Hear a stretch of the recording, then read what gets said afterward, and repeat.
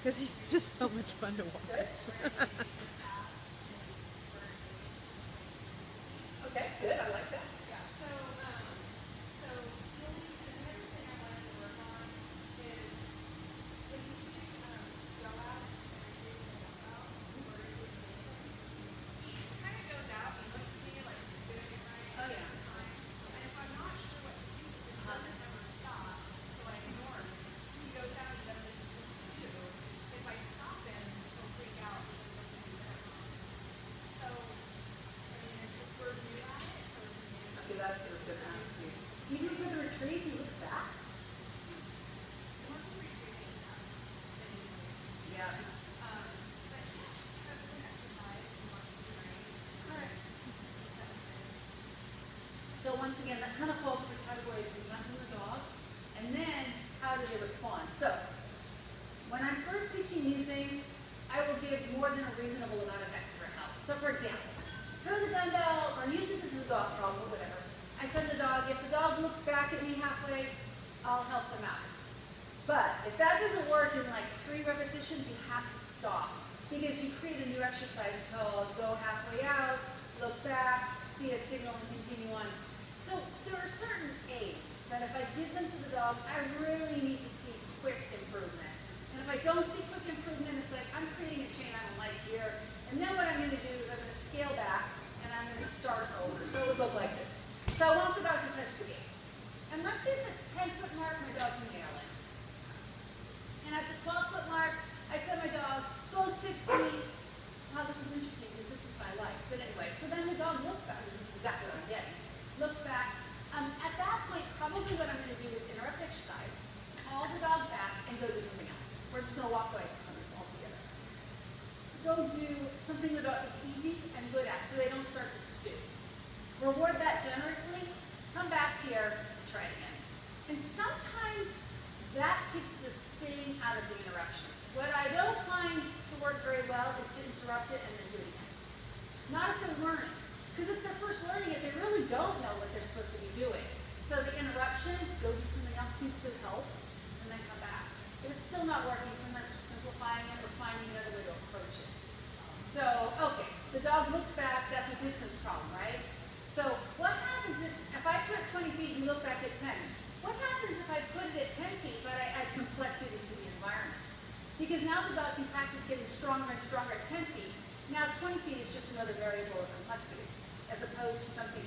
Most of us try to push distance before we push complexity.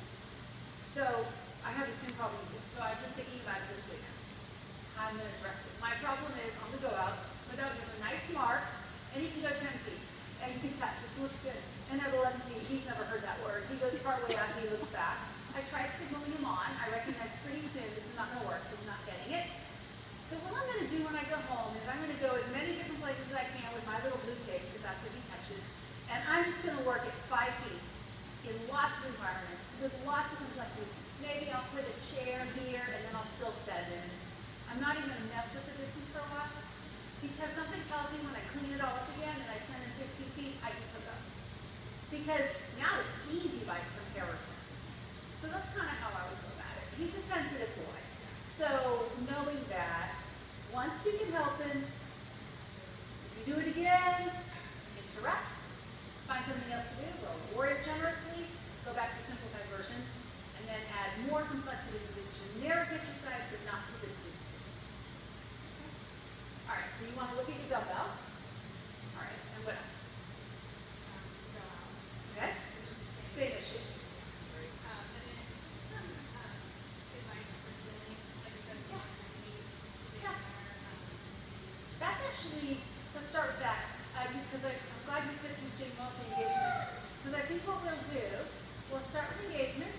The engagement just means interaction. So, just interact with your dog. Fall into the work, heel. How long can you go where you feel like he'll just be a rock star? 5 steps? Like when you were singing it. Okay. So let's say you know you can get 10 amazing steps. And what I want you to do, engage, I want 8 steps. At the 8-step mark, I want you to say, yes, that is amazing. Go back to engagement. Go Start rewarding. Engagement, and now fall back into healing. Do 5 more steps, classic reward. Now you got 13 steps instead of 10. So what you did is you used engagement, which is not a classic reward, but it's still a break, and it's still interactive and fun, to start giving you more endurance. The other thing you did is started teaching your dog how to move around the ring. Because exercises do not end in the ring with a cookie. They end with yay. That's it. So you might kill 2 birds with 1 stone. When you can get to the point where you can do multiple stretches of engage, 5 steps of work, engage, 3 steps of work, engage, 8 steps of work, engage, 1 step reward, there's a really good chance you can do engage 15 steps reward.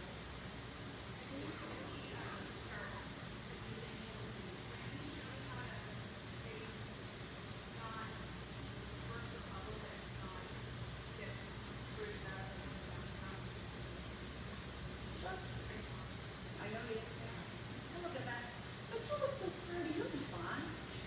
You look fragile. How bad can it be? That bad? Okay, I get it. All right.